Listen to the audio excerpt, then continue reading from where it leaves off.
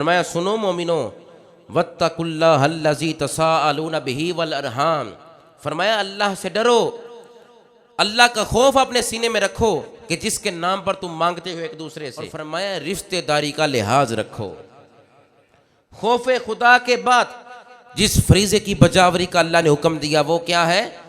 رشتہ داروں کے ساتھ حسن سلوک کرنا۔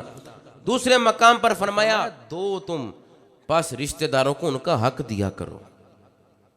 آج ہم رشتہ داری سے دور ہیں، کہیں ہم پر یہ ڈیوٹی نہ لگ جائے، کہیں ہم پر یہ ذمہ داری نہ سونپ دی جائے، ایسا ہے کہ نہیں معاشرے میں کے اندر؟ اس لیے ہے کہ ہم آقا علیہ السلام کے بتائے ہوئے راستے پر ہی نہیں چل رہے۔ فرمایا رشتہ داروں کو ان کا حق دو، یہ انسان پر لازم واجب اور ضروری ہے، اللہ کا قرآن ہے کہ رشتہ داروں کو ان کے حقوق دو۔ آج کوئی رشتہ دار کہیں سے گزر رہا ہو تو انسان اگر پیسے والا ہو تو وہ تو چہرے ہی پھیر لیتا ہے، معاشرے کے اندر ایسا ہے کہ نہیں؟ تو بتاؤ پھر دعا کیسے قبول ہوگی یارو؟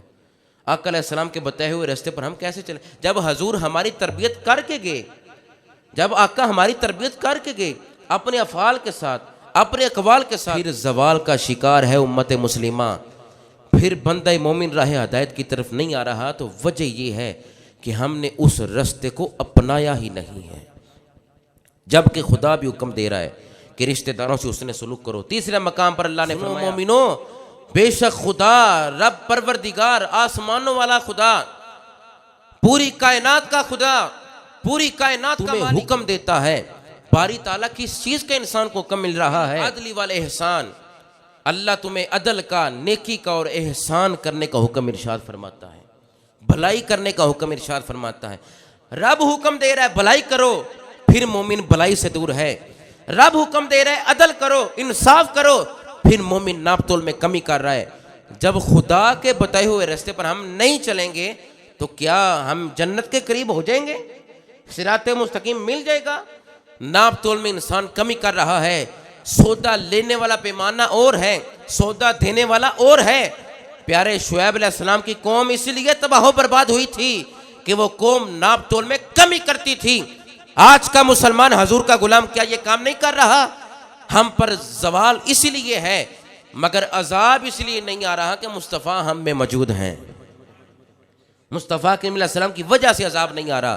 کام ہمارے بھی ویسے ہیں، جھوٹ ہم بول رہے ہیں، والدین کی نافرمانی ہم کر رہے ہیں، مسجدوں کو ویران مسلمان کر رہا ہے، نماز پنجگانہ سے مسلمان دور ہے، تلاوت قرآن تو کیا قرآن کو دیکھنا جس سے عبادت کا ثواب ہے اس کو دیکھنے سے بھی کافر ہے، مسجدیں ویران ہیں، سمجھنے والا انسان کوئی نہیں، والدین کی نافرمانی کی جا رہی ہے، جھوٹ مسلمان بول رہا ہے، آقا علیہ السلام کے بتائے ہوئے راستے پر مسلمان نہیں چل رہا۔